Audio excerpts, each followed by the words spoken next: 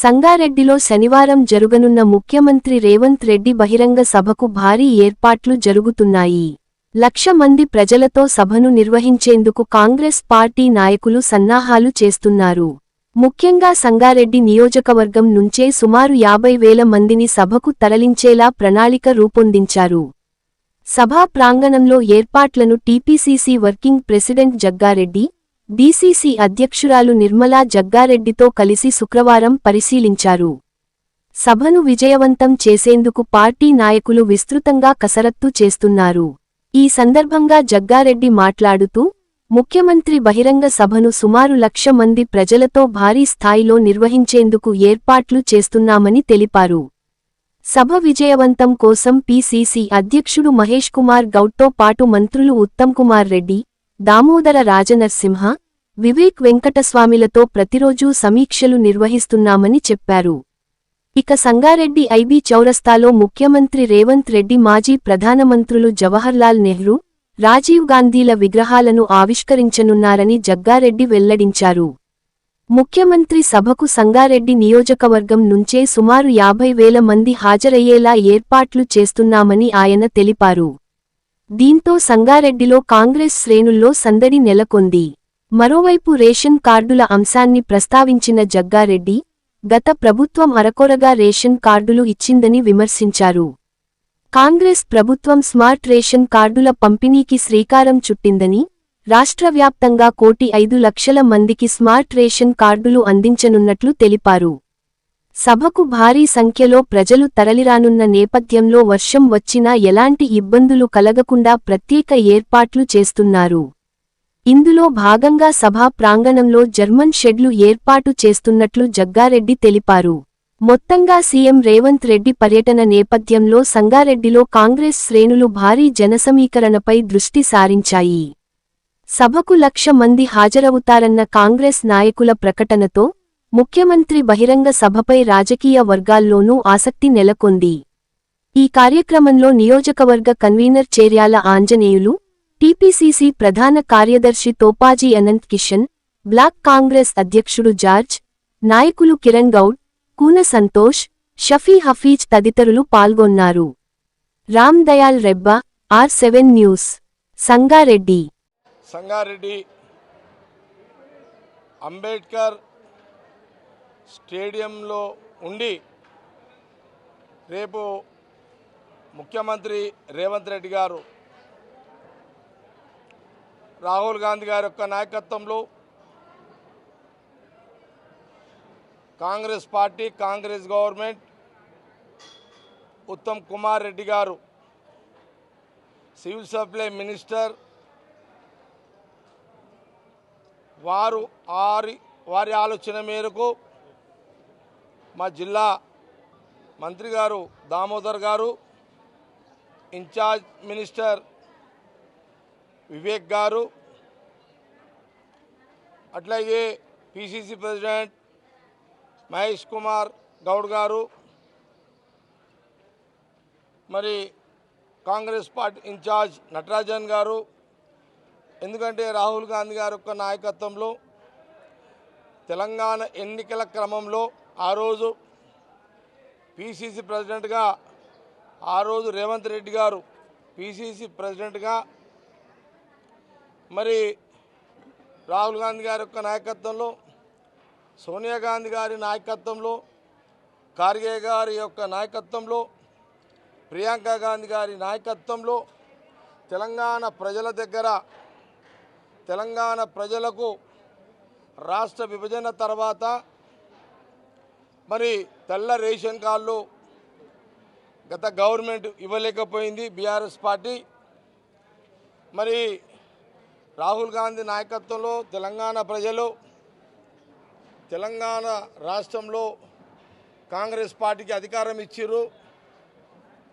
మరి ఈ 2.5 కాలంలో ఈ రాష్ట్రంలో ముఖ్యమంత్రిగా రేవంత్ రెడ్డి గారు, మరి ఇరిగేషన్ సివిల్ సప్లై మినిస్టర్గా ఉత్తమ్ రెడ్డి గారు వారు కసరత్తు చేసి మరి తెల్ల రేషన్ కార్డులు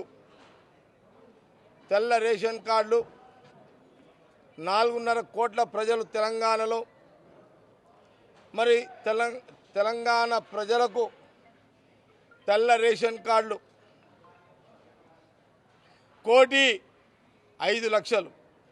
తెలంగాణ ప్రజలారా, రాహుల్ గాంధీ గారి నాయకత్వంలో తెలంగాణ కాంగ్రెస్ పార్టీ గవర్నమెంట్ ముఖ్యమంత్రి రేవంత్ రెడ్డి గారి చేతుల మీదుగా రేపు ఉత్తమ్ కుమార్ రెడ్డి గారు, మా జిల్లా మినిస్టర్ దామోదర్ గారు, వివేక్ గారు, ప్రధానంగా శాఖ మాత్యులు ఉత్తమ్ రెడ్డి గారు మరి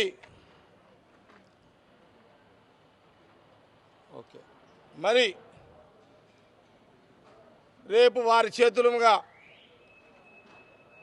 లాంచింగ్ ప్రోగ్రాం 1,05,00,000 మంది తెల్ల రేషన్ కార్డులు ఉత్తమ్ రెడ్డి గారు, సీఎం రేవంత్ రెడ్డి గారి చేతులుగా సంగారెడ్డి అంబేద్కర్ స్టేడియంలో రేపు 1,05,00,000 మందికి లాంచింగ్, రేపు తెల్ల రేషన్ కార్డులు ఇచ్చే స్మార్ట్ కార్డులు రేపు ఇవ్వడం జరుగుతుంది. అందులో భాగంగానే సంగారెడ్డి హెడ్ క్వార్టర్లో మరి మా జిల్లాలో కాంగ్రెస్ ఎంపీ సురేష్ షెట్కర్,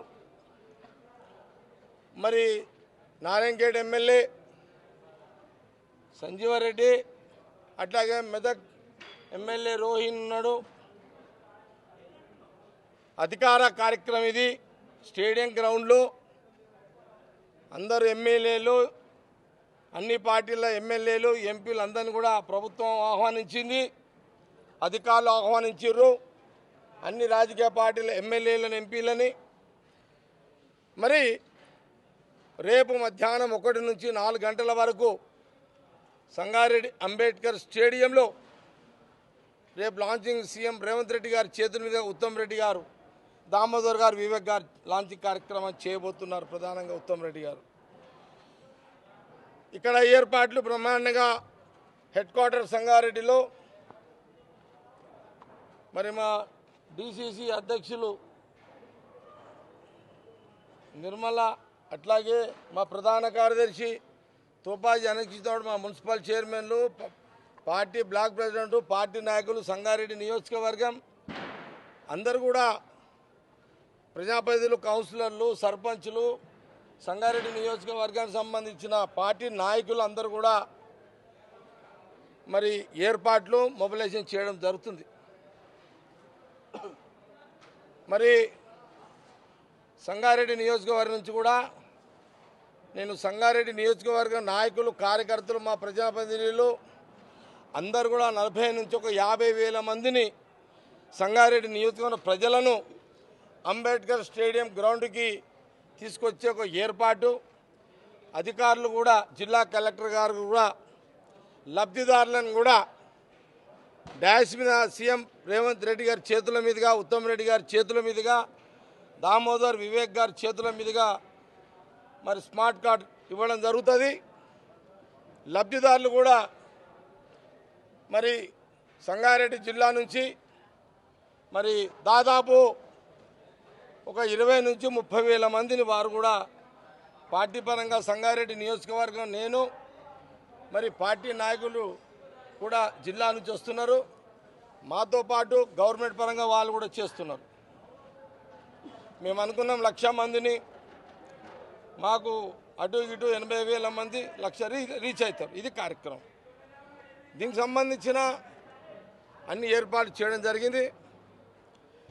మరి ఇక్కడ అంబేద్కర్ స్టేడియం గ్రౌండ్ రాకముందు R&B గెస్ట్ హౌస్ పక్కకు గతంలో నేను మరి బైపాస్ రోడ్, ఇక్కడ R&B గెస్ట్ హౌస్ నుంచి బైపాస్ ఆల్విన్ రోడ్ అంటారు, అక్కడ బసవేశ్వర స్టాచ్యూ వరకు మరి రోడ్డు దాదాపు 18 కోట్ల రూపాయలతో మరి బైపాస్ రోడ్ల పనులు ప్రారంభించడం జరిగింది.